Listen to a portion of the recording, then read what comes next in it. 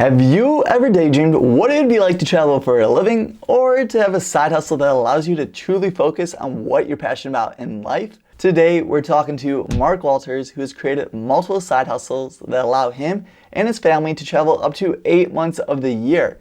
We're going to see how you can create these similar side hustles that allow you to travel or to focus on your passions, tips and tricks to get started, how much profit you can potentially make, and what is needed for you to start making money today. Mark has several YouTube channels, with his largest one having over 1 million subscribers. He is a wealth of knowledge with making YouTube videos for over a decade now and has several other side hustles, while also being an incredible and passionate professor at the University of Illinois with classes that I have actually personally taken while I was in college. Now, let's jump right into the interview. All right, now we're jumping into the interview. We have Mark here, and the first question we have is, what kind of side hustles do you do? So I have a variety of side hustles because I'm very much of the idea you need to have as many revenue streams as possible, even if they're minuscule streams. Literally every 15 bucks, that's a lunch going out, McDonald's with a kid, or $50 here is going out to dinner with your wife or your girlfriend.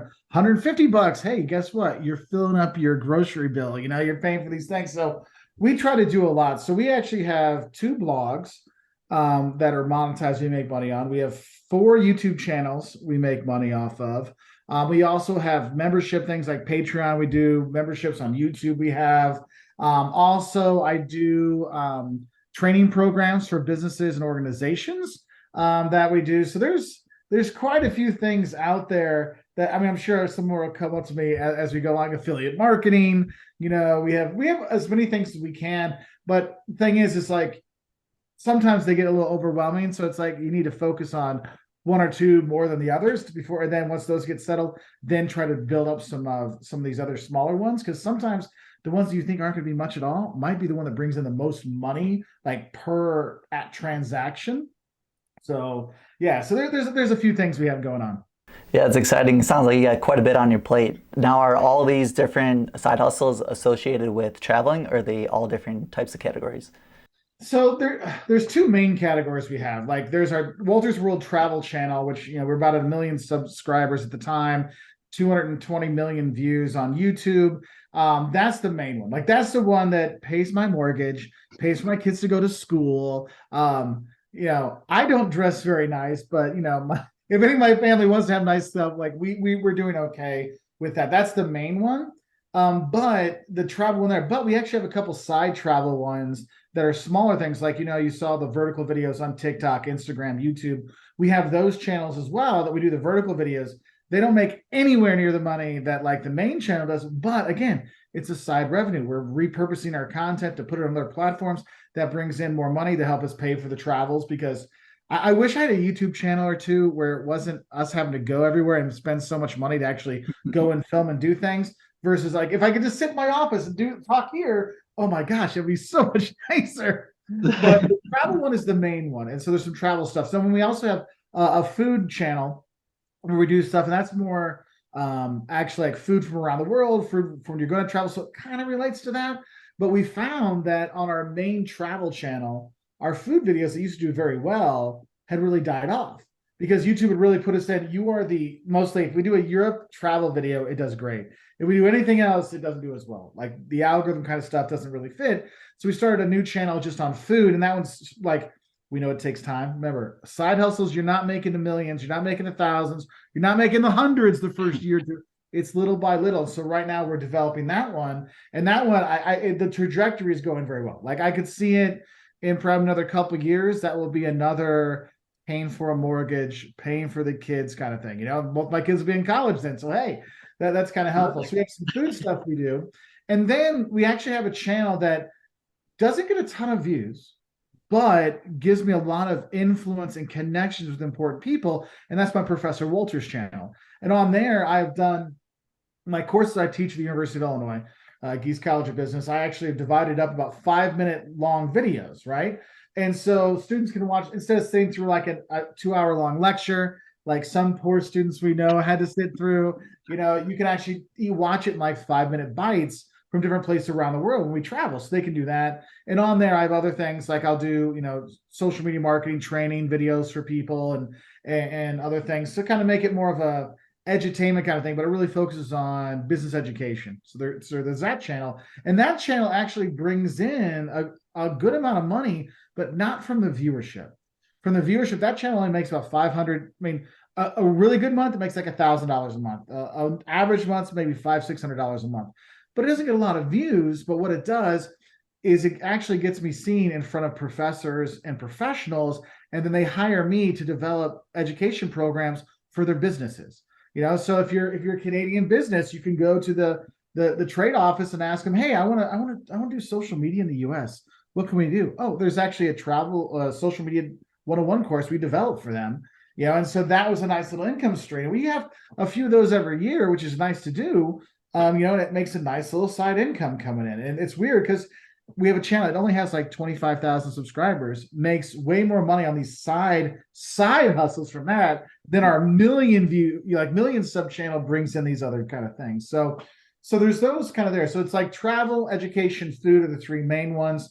And I'm seeing now, probably over the next couple of years, we're going to be focusing more in the business channel, because we're seeing how it's really helping a lot of people. Like I'm getting people all around the world that are writing me thank yous for helping them with their classes, because my marketing professor sucked and your videos helped me pass my class. I get MBA, people writing me all the time saying, hey man, you saved me. Thank you so much. There's a guy I met in Venice was like, oh, thank you. I'm like, oh, you saw our video? He's like, yeah, you helped me get through my MBA. Shakes my hand. There's 100 euros in my hand. I'm like, Wow. thanks, dude. It's kind of funny. There was one guy, it was funny. We'll do like lives on YouTube, and so that people can, they can give you, super thanks, they call it, or a super chat, and they donate money. And this one guy's like, he sent me $100, and I'm like, thanks, like that's awesome. Like, I was like, did we help him with the travel thing? He's like, no. If it wasn't for you, I wouldn't have passed my MBA, and I just graduated, and I want to say thanks. Wow. That's so cool. And then what's also been nice with that is what you have to realize: your side hustles, if it's a social media thing, you don't know how many people you actually could be helping. And if it's education or if it's funny or whatever. And I'll go around and I'll go to conferences for professors, and other professors will come and say, hey, thanks, I use your videos in my class. Now, I would love it if all their students would watch the video, so I get like 600 views instead of one view. But you know what? It for me, it's nice because I know I'm helping people. And so that's like another payment for me is just knowing that, it's a side hustle that has an income, but also it's a side hustle in terms of my like dopamine hits of knowing I'm helping people, that makes me feel better. But also it's nice when you know that there's some kid in Thailand that's watching my videos right now that's like starting his own business, and it's like, that's going to help him out, or some mom on her Etsy shop. It's kind of a cool thing. So like the income you make from your side hustles, sometimes it's not just like the money side. Sometimes it's the reputation. Some of it's just, the acknowledgement you get from people. And sometimes it's just that thank you get from people. Yeah, definitely. I think that's a great point. I think especially when people think of side hustles, they just think of how much money they could bring in. But like you mentioned, there's a lot of other benefits that come with these side hustles, and you might not be able to put a price on it, or it brings new opportunities that otherwise you would not have a chance to go after. Exactly. And that's one thing is I've been doing the travel channels since 2009, and I've been doing business education stuff since 2007 on YouTube. And these are two things I'm very passionate about. So it's very easy for me. I mean, 15 years of it. It's like, I do it because I like it. I enjoy it. It helps you keep going. And if you find a side hustle that you enjoy doing again and again, it's like the old saying, like, if you find a job you love, it's not a job. It's not, This is the same thing with a side hustle. That's why if you're thinking, oh, I'm gonna drive Uber and I'm gonna make my side hustle that way. If you like driving Uber, some people are like, I'll do it all the time. I just do it for fun. That's the side hustle you're going to be successful with. That's the one you're going to make money, and it's not going to be like having a whole other job. Because that's one thing you want to think about. The side hustles, if it's going to make more stress in your life, if it's going to make more work in your life than just getting another job, it's not a side hustle. That's where you got to be careful. Definitely, yeah. And that's one thing nice about the different side hustles in today's economy, that you could do so many different ones that's, fit in what your skills are, what your, schedule is like, and you could really customize it to you. And then, like you mentioned, once you do find something that is a good fit, you could really shine and then, really take it to the next level. Yeah, because if you find that one and you specialize in there, then all of a sudden, it's the old say, jack of all trades is a master of nothing, right? But the thing is, if you're a jack of all trades, you start to see what really works, and then you focus on that one or two. That's where you can go from being, on Fiverr for, $50 to do something to Fiverr to make $500 to do something, because you become more better at it, I guess you'd say. Definitely. One of the other questions that I had was how long you've been doing this for, and you kind of mentioned it for the travel one. You said you started the channel in 2009, was it? And then Yeah, progressed to so Walter's 2007. World started in April of 2009, but I was making videos on YouTube in 2007 for my because I was teaching in Portugal, and so the students they're not native English speakers, and I wanted to make sure they learned for exams. So I mean, my students now know that I always put out like a study guide of videos for them to watch before the thing, and there's all the videos already there, but they don't watch till the exam, which is I understand. But I started making these videos just to help my students out, back when I taught in Portugal, and they're like, it was so helpful. I saw that, hey, this is something that it's really helping my students with their grades and doing things. So that was 2007 of being online for that. Now, our blog actually did very well for a long time, and then it did one of the, a huge crash, lost everything, backups didn't work. It was just like, so our site went off for, I don't know, like it was like 6 months to a year. I probably was like, it was one of those things you just get overwhelmed with all your other jobs and your real life and stuff. And it was just like, I'll get back to this. And it's like, I'll get back to it. And then next thing you know, that I'll get back to it next week, turned into like 7, 8 months. And by the time I got the site back working again, we had to get everything reset up, and all of our, our scores and everything, our search rankings went from really, really good to really, really not so good. And I was like, oh. And so that's one thing, is sometimes those side hustles that were good side hustles all of a sudden can go from, hey, it's paying the mortgage, to, oh wow, now it's only paying for some groceries every other month. Yeah, that's how, and we're finally, and it's taking us time to build up the website. Now the website makes, it makes $1,000 a month. It's nothing spectacular. Like, that's like just the normal ad revenue, not like affiliate marketing, all that kind of stuff. But it's nice because now it's like, okay, we're starting to get back to where we were. It's like, man, but and sometimes people get upset. They think, well, if it's only gonna make me $1,000, is it worth it? It's only gonna make me $500, is it worth it? Well, here's the thing: if you're making $500 a month, that's $6,000 a year. Would you like $6,000 in your bank account? Yeah, because that makes a difference. Like, that's, your family isn't just going to Ohio to Cedar Point for vacation. You're going to Disney, like, and that's how you have to look at with the side hustles, is look at the long term.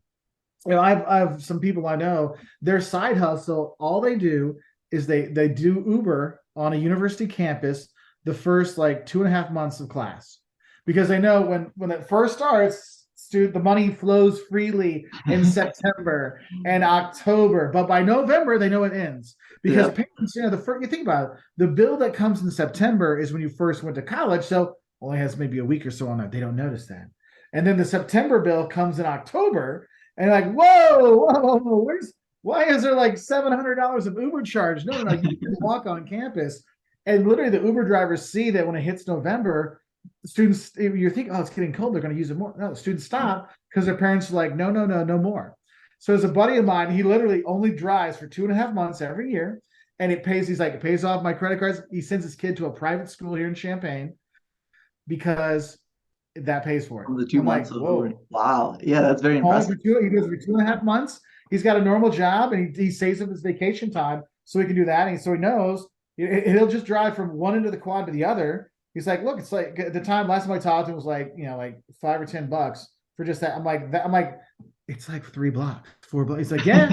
But then, and I just go back and forth and back and forth and back. And I'm like, hey, can't argue with that. So, and the thing, he knows that. So he doesn't use the side hustles as a kind of like all the time kind of thing. It's like, hey, I use the side hustle for a specific purpose. So you might just want to think, hey, what side hustle could I make to pay for my vacation? Or a side hustle to, my kid's quinceañera is coming up and I want to pay for it. How can I do that? Like, that's another thing I think is important when you're thinking of side hustles, is because it's got to be a special side hustle. It's going to be something you can do for a long time. Because the types of stuff, like if you go on Instagram, you'll see all these like success millionaire or whatever, and they're always, oh yes, get the side hustle of, yes, buy a house and Airbnb it, and then I'm like, is that like, it's a little unrealistic. They're like, oh, go learn a skill on Coursera. Yes, that's a very good thing to do. But they're like, yeah, you can make like $3,000 a month extra. Yeah, if you're working full time at it. That's one thing I always word, because I go on a lot of these business podcasts. And when people like don't buy into the hype, it's kind of like when they tell you you're going to build a house, add 30% onto it, and also add 30% of the time onto it to get it done. When they make all these promises for side hustles, take 30% off and add 30% on the time to get to that point, right? And once you have that, once you know that, and you'll see after you do it for a while, you're like, oh, right, I understand how this works.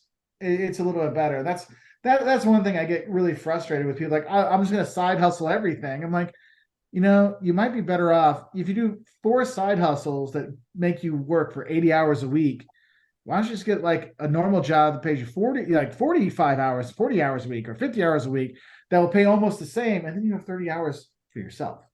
That's why I mean, sometimes you have to hustle as much as you can, but then eventually you get older. You don't have the energy. You're like, I got a kid. I want to see my kids, and so something I always kind of like remind people about. Yeah, I think that there's quite a bit to unpack there, but I thought you brought up a lot of great points. It kind of comes back to making sure the side hustle works for your situation, and I guess kind of tying this all together, like when you first started the travel or your education, it sounded like there was a need to for your students to better learn the materials, so you helped put up the videos so they could better learn, and then from that more opportunities came from it. And similarly, it sounds like for traveling, would you say traveling is one of your passions in life, and from there you kind of monetize it? It's totally a fact. It's more of the most expensive addiction you can have. Some people say it's drugs. Oh, no. Travel is much more expensive. Okay? Yeah, that's why I'm always like, man, like that's why I see like the Instagrammers or people like, I just gave a loan to a 21-year-old Instagrammer for this, and I'm like, I look at their channel, I'm like, oh, they're literally just sitting in their room doing the videos. I'm like, if I could do just sitting at like right here, if I could just do this from right here, I'm like, oh my God, the cost would be a fraction of what they are. And how much more can I keep? And so that's one of those things. And that's another thing with your side hustles. You also have to think about the cost it's going to be to make that side hustle happen. That's a lot of times where things kind of get hidden sometimes. Like, oh yeah, drive Uber, make money. I'm like, yeah, but you have the gas, you have the insurance stuff. You got to think about a lot more at the time, like a lot of hidden costs. Exactly. I'm like, is it worth it to not be home? Is it worth it to miss that game you wanted to watch? Like there's the opportunity cost, like you say, that people need to consider when they do it. And I'm not saying don't do it, because I think I tell my students all the time, have as many income streams as you can, because you never know. Because there's a lot of people that get fired that are great at their job. Bad economic times, it happens. Like for me, I mean, I think I do a pretty good job teaching. I've got some awards for it, all kinds of stuff. But I'm still worried. Like every year when I get my performance review, I'm like, are they gonna get rid of me? Like, am I doing okay? Like you worry, and that's one of the things those side hustles can give you, that kind of financial cushion to kind of help. And that's another thing is when you're using I mean, financially, I feel for the side hustles, don't overspend like the side hustle is a eternal other income.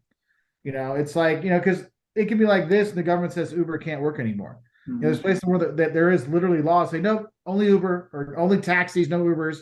Or I was in the Dominican Republic. Yeah, you can get an Uber, but it won't take you to the resort. It'll take you to the gate of the resort, and then you get to walk the 2 kilometers or a mile and a half from the gate to the thing. Are you going to take the Uber, or are you going to take the taxi? And so it's something that you really need to kind of consider, because if that side hustle goes away, are you living at the means that you can support on that main hustle, right? So that's what I always like to have. That's why like our house, all our stuff, it's based off of my job, like my professor job, and then all the side stuff is just nice extra bonuses, so I can have a nicer computer or a nicer like lighting kit or something like that. Yeah, definitely. Yeah, I think always having additional sources of income are great. I feel like you never know what truly is going to happen, but if you have, say, your main full-time job pays for all of your expenses and bills, and everything else, like you said, gives you that extra cushion. And then similarly, kind of what happened with your blog, I actually had a tech channel that I ran from 2009 to 2019. I ended up selling it to a company then, but back when I was in high school, it was making great money, and I had multiple cars as a high schooler for myself, and it was doing great. But then it seemed like there was a transition in the YouTube algorithm. They went from not just clicks on the actual video, but the watch time, and then my channel really did see a significant nosedive, and it never fully recovered. So you can't always, like you were mentioning, fully count on one side hustle, even if it's doing great for years. Yeah, and you make a good point how those, because I've seen the algorithm. I mean, 2009, we were on there like the same times, and Yep. I remember when things went like Well, what happened? I mean, I remember maybe like 13, 14, around there. I was like, my views tripled, but my income was actually lower like the Yeah, next year. I'm like, huh, this doesn't make huh, sense. I thought, like math wise, what the hell happened? It changes up. And that's where, people. Here's one thing I want to say. If you're looking for the side hustle, like doing YouTube or using, AI to come up with stuff, and I'm gonna make a bunch of TikToks or a bunch of Instagram videos, and those things. Those vertical videos make a fraction of the money. Like I'm no joke. So now that the shorts are monetized on YouTube, I have the first like month, of data coming in, and I'm not joking when I say it's 1/40th, not one Wow. fourth, 1/40th. And I'm not talking like the total. I'm talking like how much I'm making per view kind of stuff. It's nothing. Like it's literally Like next to pennies. Yeah. nothing. And Wow. and like there's different like Instagram. If you're on they have a bonus program. If you get 14 million views, you get $1,000. If you had 14 million views on a normal like horizontal YouTube video, you could be making like $70,000. Like Yeah. that's where it is. Big Like, yeah, it difference. looks cool, and that's why, if you go online, you'll see people will talk. It's like, yeah, yeah. Would you rather have, a million TikTok followers or a million YouTube followers? You'd rather have a million YouTube followers because that can make you a lot more money than TikTok can in terms of the ad revenue. Now, in terms of sponsorships, that's a whole other ball game, right? Because that's where things can be different. But the thing is, we're not all famous stars that people want to work with. Like I have a huge channel, and not a lot of brands want to work with a fat bald guy, right? Especially one that I really focus on giving honest advice, Mhm. honest travel advice, honest business advice. And they like, look, we want a commercial like on your Yeah, they channel that want it's flashy. commercial. Yeah, and I'm like, well, no, I'm not gonna like sell out for you. I'm like, I'll talk about That's your great. product. I'll be honest about it, and that's gonna get people to buy it more than if I make it sound like a commercial. But most brands are like, no, no, no, we want you to say these 5 things. That's why whenever you look at, if you see the same product being advertised on multiple YouTube channels or multiple TikToks, you'll notice they all kind of say the exact same thing. That's And the so ones that true. work best are the ones that don't do it that way. They're the ones that are like, hey, this is how it actually worked for me. Like I've talked to some VPNs about doing videos for them. And like, okay, you need to read this word for word, this kind of stuff. I'm like, but that's not how the channel, like, that's not how we work. That's, you're not going to get the bang you want. It's going to be better if I have a discussion about, hey, here's some scams you're going to see. Here's going to avoid it. By the way, this VPN can actually help with the bank fraud or the fake, like one of the big ones, people go into hotels to use the internet and someone just puts up a Holiday Inn internet thing Uh, and then they steal your data that way because people you check your bank account once, boom, I can get all your stuff.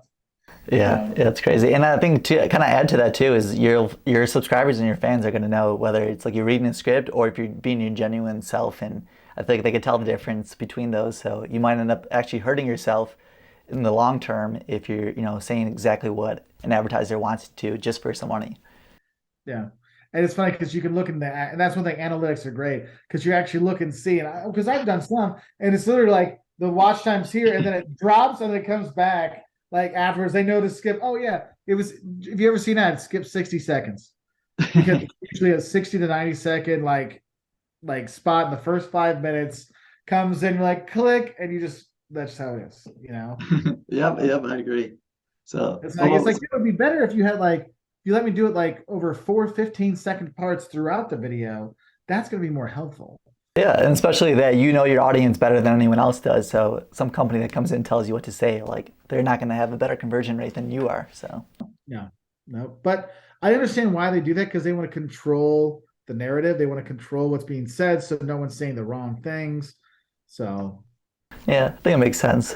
But all right, so moving on to a couple of other questions I had is, say if you're someone that wants to get started with say a travel channel or blog, what are some equipment that you need, or what do you need in order to actually get started?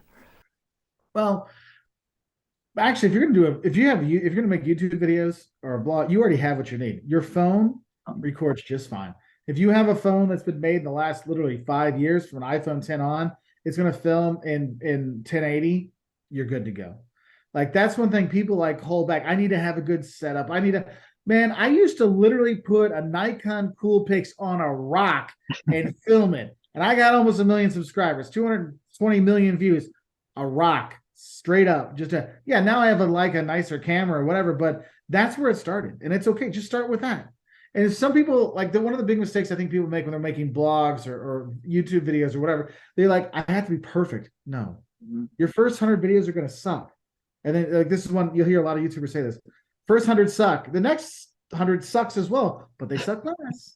And you learn from what you're going to do. And so that's one thing. So, but if you're going to get something out there, I mean, honestly, you want to do something that you can travel around with. I have a Microsoft Surface I travel with. I have a 4-year right on this thing. I have a 4-year-old Microsoft Surface that's gone around the world. I've been doing blogs and videos and live feeds and stuff in Rwanda, Tanzania, South America, all over the place, because it has enough power that it can render videos.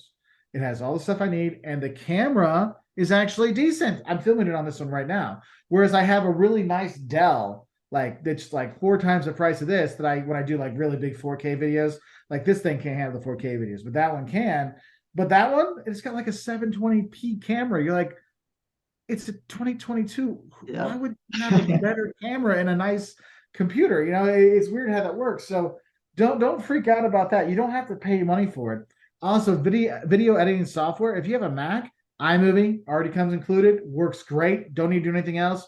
If you're going to be doing it on a PC, you can there's free ones out there, but honestly, you don't ever have to spend over $150 on one, because basically they're all decent. Like they all about do the same thing up to $150. And then there's nothing that's worth it until you get to like 5,000. And believe me, unless you're like, I don't know, James Cameron making movies, you don't need anything that much. So that's one thing I think people make a mistake on. And then but also just start making the content, writing what you know about. That's a good way to start. Writing topics that are similar to that, making videos about what you know about and things are similar to that, something you're passionate about. That's why you'll see a lot of Star Wars channels and gaming channels, because games they like to play, right? Star Wars is a topic they love to talk about. That makes it easier to talk, right? And so that's one thing to think about. But one thing I always tell people, and I've actually talked to a number of students over the years, helping getting their channels started. I always tell them like this. I'm like, look, you want to make a good channel? Start by doing your research. Go find who are your 20 favorite YouTubers. Write down what you love and you hate about them, right? And then what can you learn from that love? How can you learn from that and that hate? What could you learn from that? And then go in the niche you want to do. Figure out what niche you want to have. Because, travel, well, yeah, there's travel, but are you talking about family travel? Are you talking about international travel? Are you talking about luxury travel? Are you talking about budget travel? Because right there, you're going to have a completely different industry you're looking at, and you're going to start looking at people in that industry. What are they doing? What's success for them? Learn from them, the good and the bad. Right. And so that's going to give you a nice base of understanding what's already out there and what's being successful. Right. And so that's going to give you a nice kind of head start. And that's if you're going to do a blog, if you're going to be doing, if you're going to start any kind of business, you got to do your research, and that's where it's kind of funny where people are like, oh, I'm going to be like Mr. Beast. I'm like, in what way? You're going to give away like eye surgeries, millions of dollars, or you're going to have fun content? Oh, right. No, I want people to like me. Like, no. They like him because his videos are fun. Like he has a good time with it. He's a jovial dude, right? And so that's people like, yeah. I'm like, okay, so jovial dude. And so is he like, hello, today we're going to talk about how cool things. No, it's like, hey, guy, how you doing? Like he brings people in. And so you have that excitement. Learn from that. A lot of people are like, why don't people watch my videos? It's the algorithm. No, your video sucks. It's like people ask me, what YouTube videos do you watch? You watch a lot of travel ones? I'm like, not really. Like if I'm going to go to it, I'll do some research, but I don't watch them for fun because there's so many out there that just aren't good, and I'll comment on it and say, hey, if it's ones I like, I'm like, hey, I like this. Here's some tips. I've been doing this for a while. If you want some help or a shout out or a collab, I'm glad to work with you, but some you're just like, and I don't think they're bad. It's like, hey, if you're doing it for a fun hobby, it's great. But if you want to make it a true side hustle, you can't be blaming the algorithm because the algorithm isn't doing crap against you. The algorithm's just giving people what it wants, right? And so have that in your mind when you're making your content and ask yourself, would you sit through an hour of your content? If you're making those TikToks, could you get sucked in for 3 hours on the toilet watching your content? Because that's what happens to people. Like that's why people love TikTok because it just sucks you in. And you're like, what happened to the day? And you make that if you can't, then maybe you don't go for that kind of content, you go for something else. So Yeah, I think that's a great point. I think before you maybe publish any video, kind of ask yourself, who's actually going to get value out of this and what kind of value are they going to get? And if you don't think there's any value to it, there's probably no point to posting it, or you should be making your videos that much better, more enjoyable. exactly.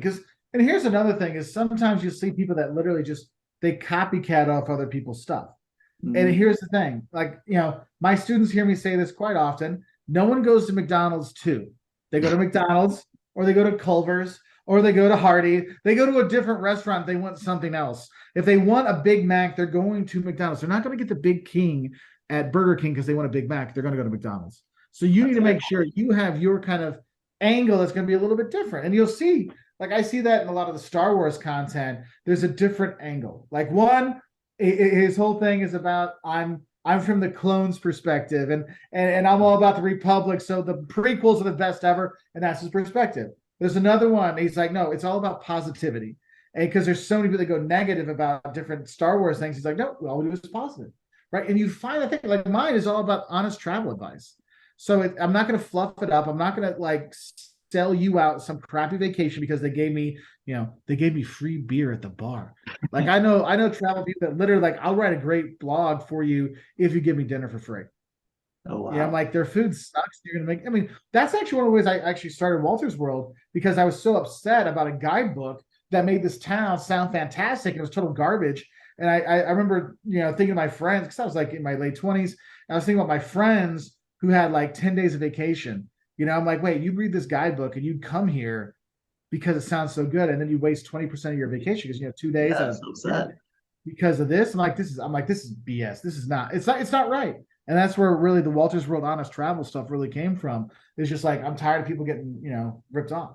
Yeah, that's a great origin story. I think it goes back to your original point, even with, the educational courses or videos, is there's a need for something, or you think, you could do it better, so you go out there and put out a product, and I think that's why you have such a big following today. Oh, thanks, Kev. But yeah, kind of summarizing the initial question is, what's the three steps? It sounds like if someone wanted to do this today, based on our discussion, it sounded like what first get your phone, film some videos, but prior to that, figure out what niche you want to be in and how you could actually specialize in it. And third, just go out there and start putting up content. And then over time, you're gonna progress and Yeah. get better. And the key thing for that number 30 is the overtime. It does not happen overnight. Even if you have hilarious stuff, if you look at some of your favorite YouTubers right now and Instagrammers, and you scroll back to their first videos, their first stuff, they didn't have millions of views. They maybe had hundreds of views, tens of views.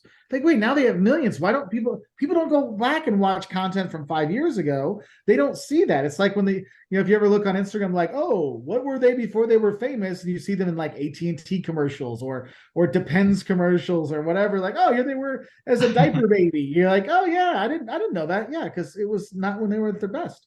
It was just them getting through it to get to the process to get up there. And that's where I see that. I mean, this is actually something I think is important to mention. I see the travel YouTube thing. There's about a 3 year window. I have three. If someone's my competition for about 3 years, because people start off like it's kind of like they have the 3 year peak. It's like they start off, they start doing it, they like it. Oh, I get to travel, make money for it, and then it either goes really well, and then it kind of peaks up here, yeah, and then it either keeps going, which a lot of times it doesn't, or it starts to tail off. And then they ask themselves, can I keep doing this for years at a time? Or the people that were supporting them doing that, maybe it's your parents, or I sold everything to travel the world, that money disappears if you're not making it, and then they die off. So it's literally like I see it like a 3 year like hump of like lots of competition, they go away. Then there's a new group of competition coming. Right now, there's a lot of people that started doing travel blogs and vlogs during the pandemic, and they're starting to disappear because it's been 3 years, and they're like, yeah, I'm not making money. I'm like, no, you got to have that. The side hustle is not a full-time thing.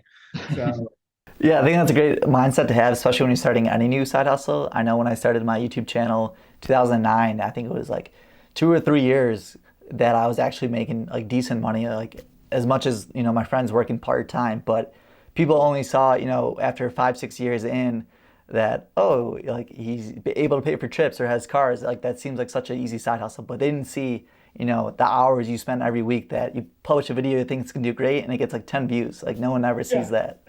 Oh yeah. And then you publish one you think is garbage and it gets like a million. I have a TikTok. It's just, I'm like, yeah, I like French fries in Liverpool because they got curry sauce on it. Million views in the local newspaper. Huge. The one I think, wow, this is a really good one. I end this great. It's going to do fantastic.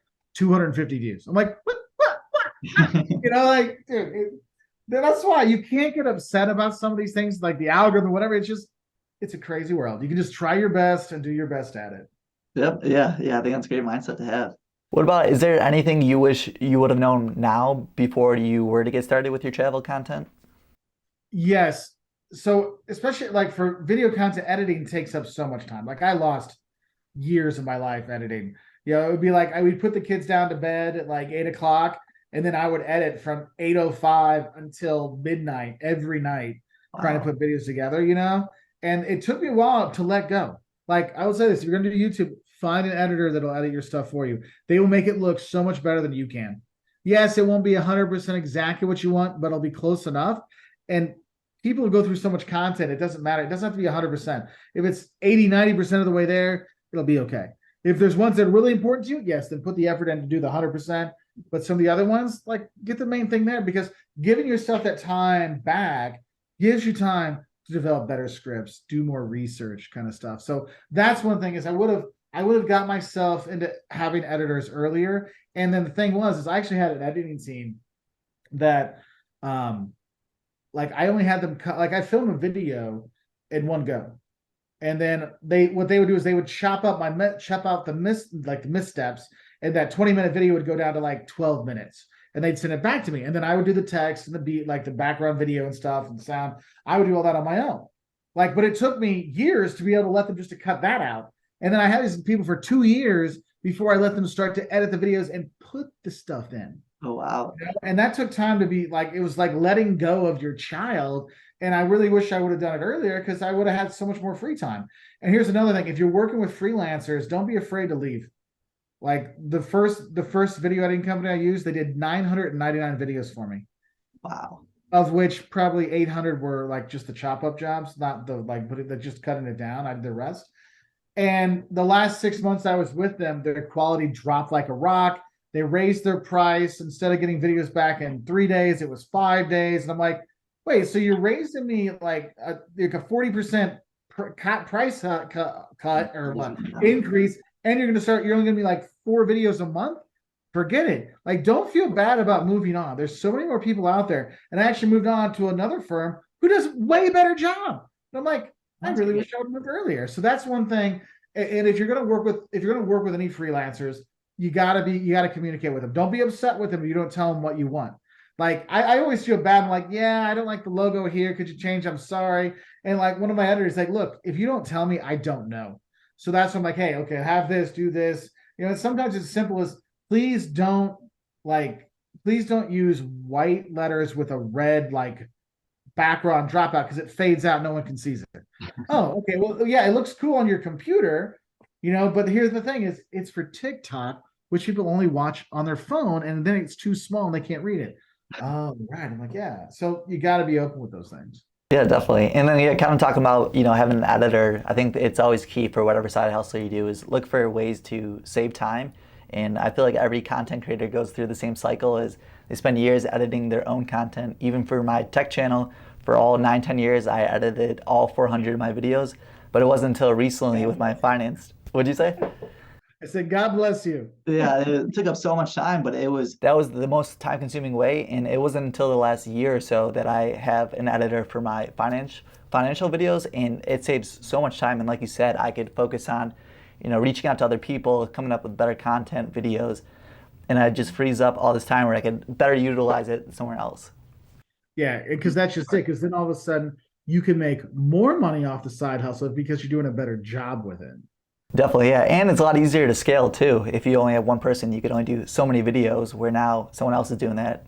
You could, put up more videos, focus on other forms, or even coming out with brand new side hustles.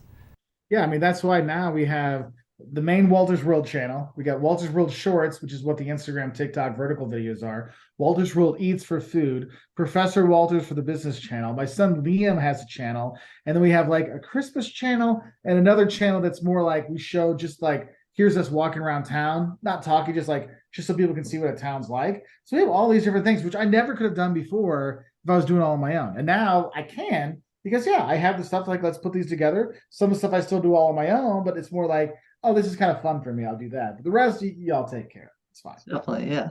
So kind of moving on now. I know one of the big questions we're going to get is, how much money could you potentially make with these different side hustles? I don't know if you could kind of share abroad for, say, whether it's like a TikTok video or a blog or just. So I would say TikTok, Instagram, any of those vertical videos, the income is not very great.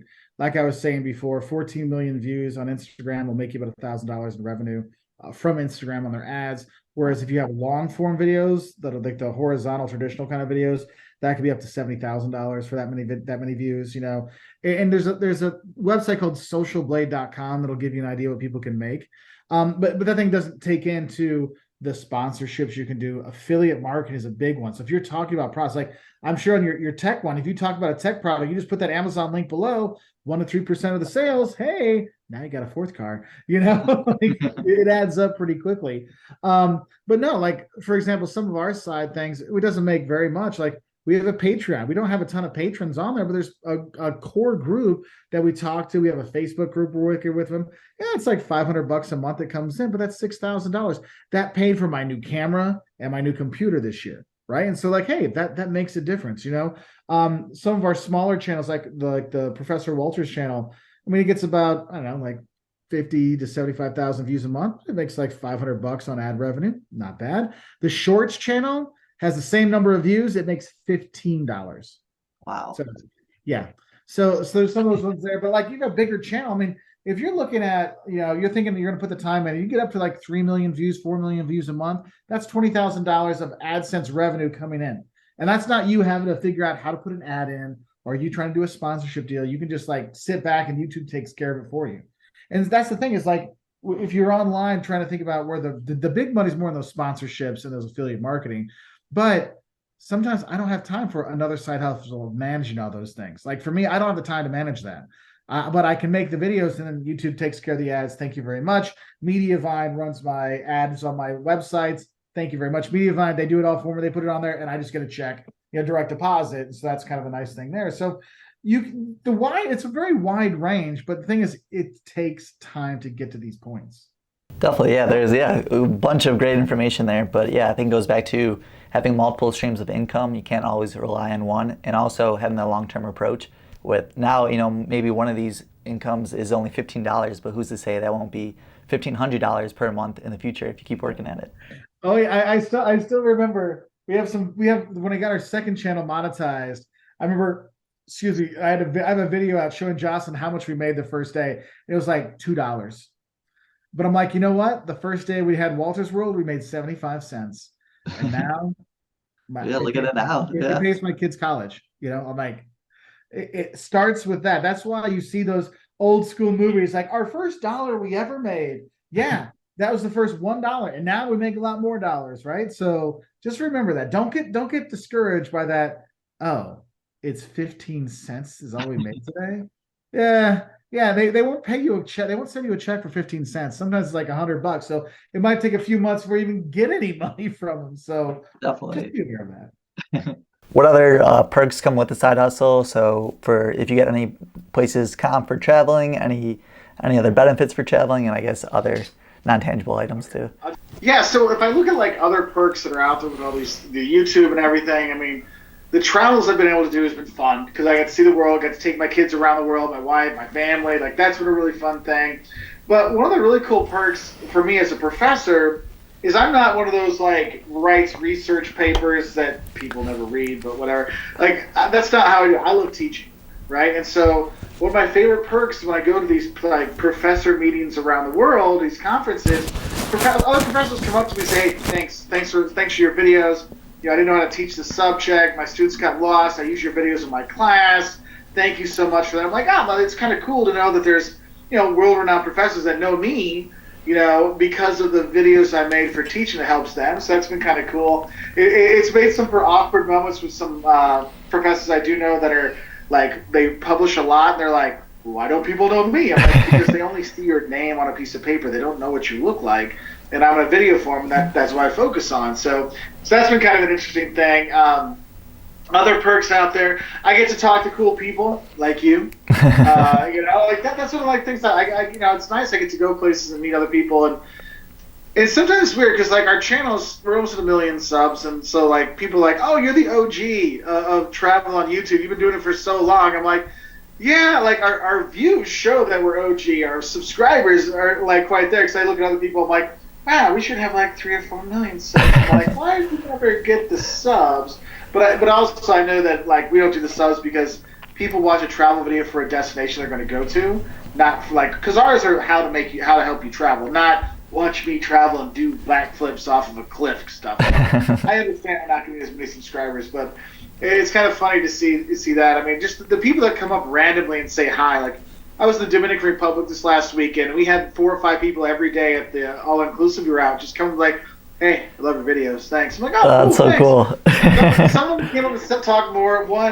This one lady, Teresa, she came up. She was so sweet, but she like bolted out of her seat. And her husband's like, was there a fire? So he was making fun of her. She was like, Walters!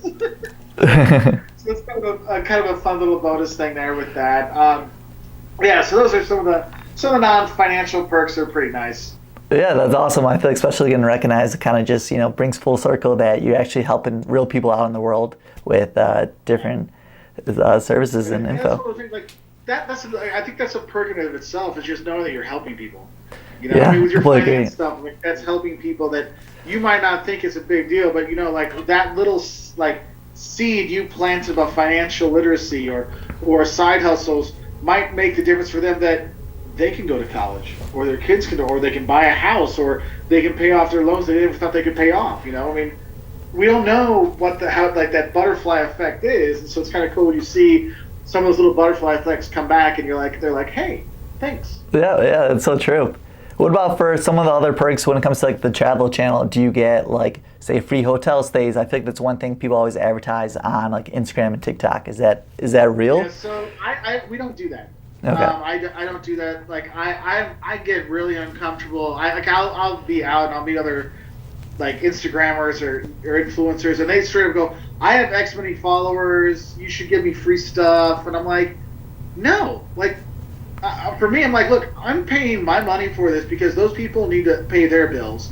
If it's good food, yeah, maybe I'll mention. Maybe I won't. I don't want to be forced into doing that, because that's what happens. Is I remember seeing YouTubers. There's this one couple I remember. They're not in the game anymore, and the 3-year thing. And they were like, "This is my favorite city in Mexico," and then literally 3 weeks later, "This is my favorite city in Mexico," and 3 weeks later, I'm like, "How many favorite cities in Mexico do you have?" And then I found out that they were paid by the tourism boards to go there, and they had to say that. I'm like, oh, so did you even like any of them? Like that was one of those things I got really turned off. So I always focus on being honest. And I can be honest, when I pay my own way, then I have no qualms with saying what the truth is. Whereas if people give you money, you're like, well, maybe I'll say some of the bad stuff, but I'll feel bad about it, or I won't do it. So that's why we don't really do it. And I think about some of the small businesses, knowing the small margins they have, and that influencers will come in like, well, if you don't, I'm gonna make a bad. I mean, there's some that like literally threaten, like, well, I won't write nice things about you then. And I'm like, dude, why are you gonna be a jerk? Because they didn't give you a free croissant, like, you didn't get a free $500 meal. I mean, that's one of those things. Like, I never feel comfortable. Like, people will recognize us, and they're like, oh, hey, yeah, can I? I'm like, no, I'll pay my own way. And sometimes I've had places that will refuse to take my money. I'm like, I didn't make any videos. I enjoy my time. I'm like, no, we want. I'm like, I don't feel comfortable with that. Like, you have to feed your families too, and that's where I think the kind of, there's like on Instagram, there's influencers in the wild, which shows like influencers like doing dancing in an appropriate place, doing stuff that you're trying to make a video that, like, why are you doing that there? And it's those kind of things that just really kind of make me sick to my stomach. So I'm like, You're giving us bad names. That's why where there's content creators that make good stuff that can help people, they get kind of like, well, what are you, Mark? Like, I feel weird, like, do I say I'm a YouTuber? Like, now I say content creator, and even now that has almost a negative connotation for some people. I'm like, yeah, I can at least say, well, I'm a professor, and then I do some stuff on YouTube too. Whereas, like, it's like, no, YouTube's a big part of my life, but I just feel really uncomfortable with asking for stuff from people that, and they got to pay their bills. And so, I mean, I'm blessed that I have enough money, like, for my real job that I can pay for all this stuff anyway, so I do that. But I know people that literally, like, they won't go anywhere unless it's all free. They're like, well, I'm not going to go see that because they didn't give me and they're kind of jerks about it, like, well, they expect it, yeah. Because I'm like, you're not owed anything. Yep. Like, work your butt off to do something that they want you to be there, and they'll be glad to give you stuff, or they won't be glad to give you stuff. But it's kind of like the threatening that some do that really just turn me off with those kind of things. That's why I like, look, I paid my own way, so then if there's something wrong, I can complain. Like, I went to an all-inclusive, and there was literally no communication about what we could do. So I'm talking to the manager. I'm like, look, dude, this is a problem, man. Like, your place doesn't tell people anything, and your website looks like it's from 1995. So you might want to, like, work on that. Whereas if they were paying me, maybe I would have felt pressure to not say anything about their crappy website, or bad service. But how are they going to get better? So definitely, yeah. So like the traditional freebie stuff that influencers get, we've never got. Like, literally, like, hardly ever get anything free. I mean, if I look at the last since started traveling again in 2021, I've got one free dinner. Wow. And that was because the person that was interviewing me, he knew the guy that was the owner. They were friends from college, and so he was commenting because of the friend stuff. And I tried to pay. I'm like, no, I'm paying for this. This is, I mean, they've had tough times. It's after COVID. It's a tourist destination. It hasn't had anybody there for a year and a half. I did not feel comfortable not paying. And they literally, like, would not take my card. Like, no, it's paid for. We're not going to let you do this.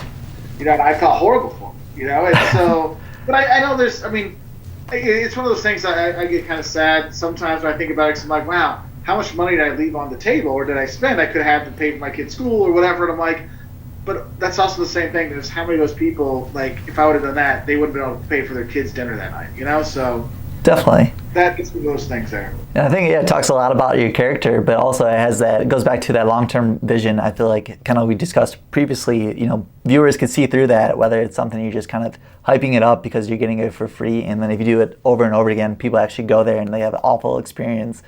I think, people, write reviews about that person, or it comes out that, they're getting paid for all these items. Yeah, and then all of a sudden, everything you've ever said, people doubt. Yep, yeah. It's like, that's one thing, is people will, commenters online, as you well know, can be a little rude sometimes. And so people are like, why don't you tell the restaurants to go to? Like, our food videos, I never mention restaurants. Like, there's maybe like 3 videos I've ever mentioned a restaurant, because I know there's the Anthony Bourdain effect. People will go to that one restaurant and order that one meal, and that's it. Well, here's the thing: there's so many great foods out there, so many great restaurants, that if I mention that restaurant and that dish, one, those restaurants go out of business so quick. I mean, it's hard to get them. But I'm like, I would rather tell you what you should eat in Vicenza, Italy, or what to eat when you go to Brazil. So if you go there, wherever you are, you can find some. You're like, oh, that's the local stuff? Okay, they have local food there. We should go in there. So you explore more. Because my big thing is, we're a travel channel, I want to help people travel on their own. I don't want them to need me to hold their hand. I want to give them the skills so they can do it on their own.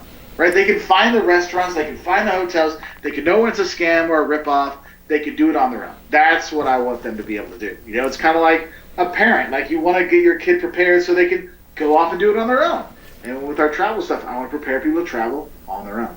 Yeah, it goes back to a long-term goal, and making sure that you're in your niche and sticking to it. And I think one thing, going back to getting freebies for my tech channel, I would get offers all the time to receive free tech products, and a lot of them too were just from like China that were just awfully made. But even if they offered, say, like a set price to do a full review, it's always awkward to, you want to be truthful to your subscribers and you want to be faithful to them, but also at the same time it's a business. So that's like something that I would send back, and I'll tell them I don't feel comfortable, can't give this a positive review. But that's a little bit different when you're in the travel industry. You can't give back, an experience at a hotel or a stay, so a restaurant. So And that's what we've always said. When companies reach out to us, like there's a company, I love their products. I use them all the time, and they contact me. I was so excited. I'm like, and they're like, we'll send you one, so you can use it. I'm like, oh, I already have two. I'm like, I have two already. Like, I still have them. They're in my office right now. I actually use them in the Dominican Republic, but I won't say what it is because the thing. But they're like, yeah, we'd like to do a video and a thing. I'm like, fantastic, great, and like, and they're like, but how it came out, they wanted to be a commercial, but they wanted me to put it on my channel so it wouldn't be a commercial. And I'm like, no, you have to say sponsored ad, whatever, like that's a different thing. And they're like, yeah, make the video and then send it to us, and we'll tell you what you have to change, what you're going to move, and then re-edit it, and then do this. And I'm like, hold on, wait. If you want, I'm like, I'll be honest with your product. It's the best one out there. I love it. I use it all the time. But I need to have the right to be able to say, hey, but there is the one thing. It's a little lightweight, so in the wind, blah, blah, blah. And they're like, no. I'm like, then I'm sorry. I'm like, I love your product. I love it. You've used it for like 8 years. And I bought a number of them. They're great, but I couldn't do it for them because then all of a sudden it's like, oh, well, Mark's doing a commercial, so how can I trust his reviews? Yeah. And that's why, like, we get people to write us like, hey, we'll send you luggage. Like, we did some luggage reviews before, and then it was like, I get these luggage, it was cool, it's got Wolters World logo on it, all kinds of stuff, and then after 2 trips it rips open. So I made another video saying, because I did the unboxing, because that was part of the thing, but then I said, hey, look, I've had this for 2 trips, and it ripped. Now, they contact me right away. We'll get you a new one, get it fixed. I'm like, no, I don't want it fixed. I don't want to use it. It's not worth it. It ripped once, it's going to rip again. Yeah. So, so it's like, and there was a few things because we did like when they first started having like the, they don't have them anymore, but like the lithium batteries in the luggage so you can charge your stuff, Yeah. And I was like, that's like a bad idea, and then, but I did a review on one. I'm like, yeah, it's kind of cool, but I don't really want to be attached to my luggage in this weird spot, and they're like, well. And then that's why I think that's one of the reasons why we don't get a lot of companies actually reaching out for us because we were so much into honesty and not give me money, I'll say whatever you want, So that I think that's one reason I look at it. I'm like, we've left a lot of money on the table because of that. But at the end of the day, if I can't look at myself in the mirror, I don't think it's worth it because I want to help people. And if they can't trust the words I say, then every one of my videos is worthless. Yeah, definitely. And I feel like it's just that nearsighted, outlook. Maybe you make more money in the short term, but maybe who knows, those bite you in the butt and then end up people lose, what you truly say in respect for the videos. So. Yeah, and that's one thing I think people don't realize is when people give these reviews and they're like, oh, yeah, it's the greatest product ever, what legal stuff are you in? Because you're recommending things, it's like you have to be like, I am not your legal lawyer by giving you this legal advice here. I'm like, but you're giving people legal advice. Yep, yeah, it doesn't skirt around it. Advice. You're like, there's a reason why, it's kind of funny when you see all these TikTokers that are giving, financial advice, but I'm like, stocks to pick and everything. Financial planner. Yep. Because you're not allowed to advertise like that, so it's like, you're not getting the really high educated people, like, you're not getting, the people that maybe left the field, so they're not actually practicing now. But it's just one of those things you're like, wait a minute, am I getting the cream of the crop telling me these things, or am I getting an actor telling me these things? Yeah. So kind of switching gears here, I know a lot of people see, where you're at now, and, this might be their dream job, and they want to go about it themselves, but I guess could you kind of talk about like how many hours a week it takes to, get to the point where you're at now, and especially when you first started off? So like I said, literally every night after I put the kids to bed, I would be working for 4 hours. And when the kids would be at school, I'd be working on stuff. So it was more than a full-time job on top of a full-time job. Like, there's Roberto Blake is a good guy for like social media, YouTube stuff. You find him on Twitter, YouTube, all kinds of things.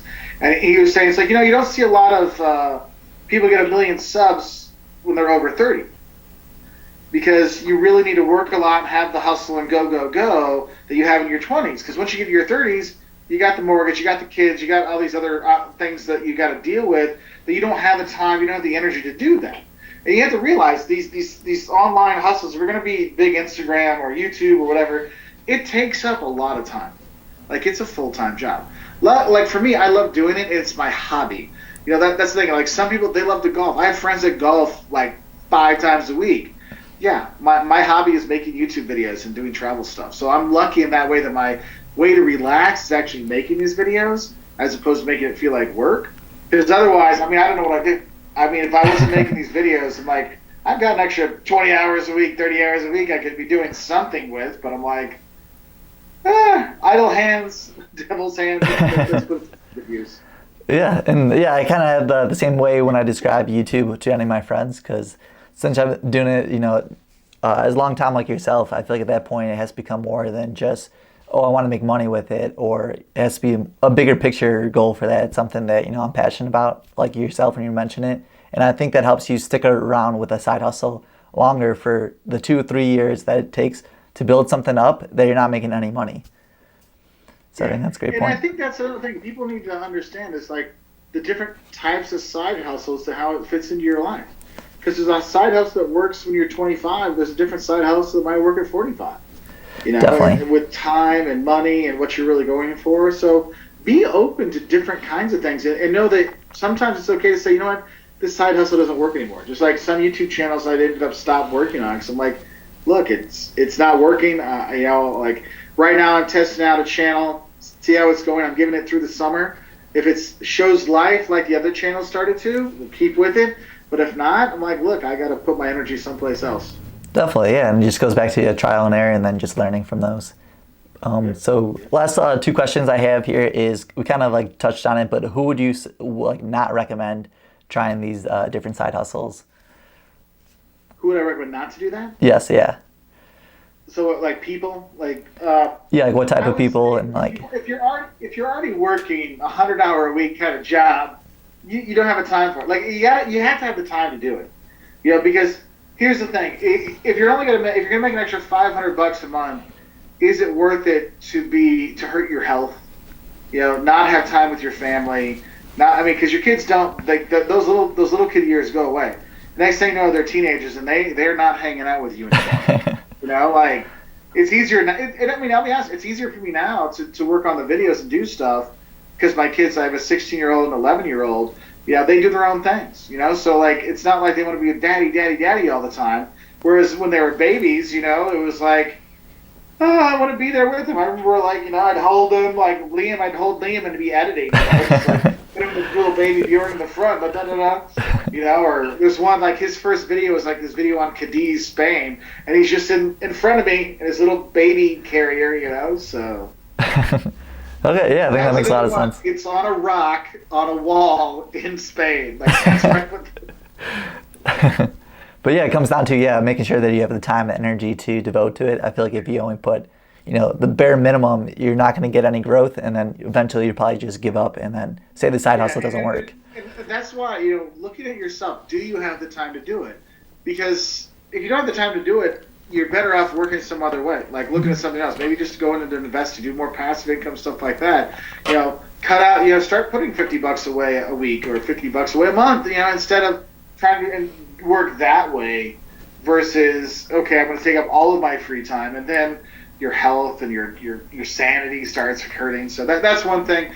So like if you got little kids, if you don't have time, if you don't have the energy, because sometimes you're burned out, especially when you're getting older and you're like, hey, I want to do a side hustle to kind of help save more for retirement.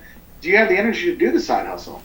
Like I can see like when I was doing before I had my editors, man, there's no way I could do what I'm doing now if I didn't have the editing teams, because we have, I have 1, 2, 3, 4, 5, 6 different editors for different stuff. Oh, wow.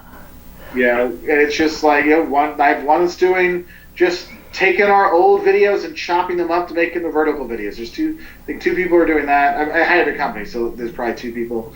I've got 2 freelancers I use that are old. They worked at what company I worked at with before, and they're doing some of my other stuff for me. And I got another company I have, they have 2 people. No way I could do that. No way I could do it anymore.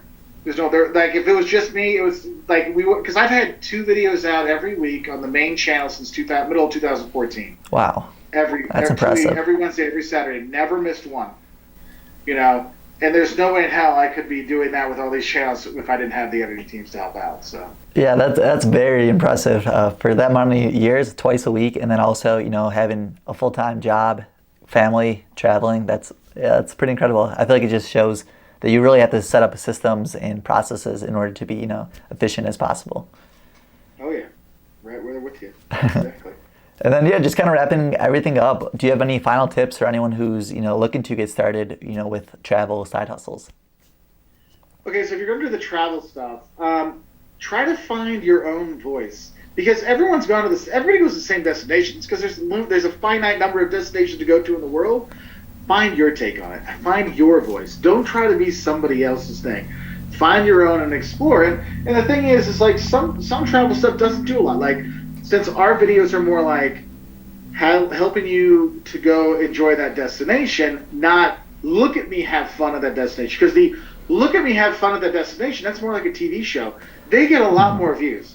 They get a lot more followers than me teaching people how to travel. But for me, I know that niche of teaching people how to travel is actually something that not a lot of people do. And so I can help more people. And yeah, they're not going to watch 100 of my videos, but they're going to watch 5 or 6 of my videos every year before they go to vacation. Yeah, and that's just it. I'll get people that'll email me like, hey, I've been using your videos for vacation for the last 10 years. I look and see, where's Mark gone? And we have, I think on our main channel, I think we're like at 2,200 videos on the main channel. Wow. And then the other channels, we have 3,000 travel videos among our travel channels, like of just helping people travel. So like you go around, like, yeah, you might find something we have. Sometimes it's a bit older, but that's one thing is I make sure I don't put information that will date us like hotels, restaurants. And that's the one thing with travel. Sites don't change, especially if you're looking at Europe. What, the Colosseum's going someplace? Those things are going to be there. So find your angle at it and go that way. And don't be afraid to kind of change. Like, see what the analytics tell you. When I first started making, I thought, oh, everyone wants to know the language of the place they're going to go. They want to know the top 10 sites to see. I made those videos. No, I don't. I stopped making language videos because nobody watches them. The only people that watched language videos were Germans. Germans would learn the top 10 words of all these destinations from Croatia, Portugal, wherever. They're the only ones that watched it. I made a whole series on learning English for Italians. No one watched it. The Italians like, no, we got Italian, we're fine. So I learned, and I looked at the analytics, and I was like, there's no point for me doing this. And then the top 10 sites, which I thought was what everyone wanted to know, they did nothing compared to things you'll love and hate about going to a destination or culture shocks. Those did way better. So then I moved away. But the thing is when I first started doing this, I would do 10 videos in a town just to try different stuff. And now I know I'm going to make 3. I know there are 3 videos I'm going to be making. When I go there, I just do research for those so I can focus and make better videos, better quality videos that come out. Okay, so yeah, it's really knowing your audience and how to target them and how to, really go after the content they want to watch. Maybe something you think it's going to be popular is after looking at the analytics and learning and adapting, it's not, kind of like you mentioned. So I think it's great advice. Exactly, and you'll see it. And the numbers will not lie to you. They will tell you, and you need to follow those numbers. Definitely. But yeah, there was a lot of knowledge and nuggets of knowledge we learned throughout this whole interview. And I just want to thank you for taking your time. If any of the viewers are interested in learning more information about you, we're going to leave your YouTube channels and website down below. But yeah, thank you again for your time. We really do appreciate it. Thanks, Kevin. Good to see you again, my friend. Good seeing you as well. Take care.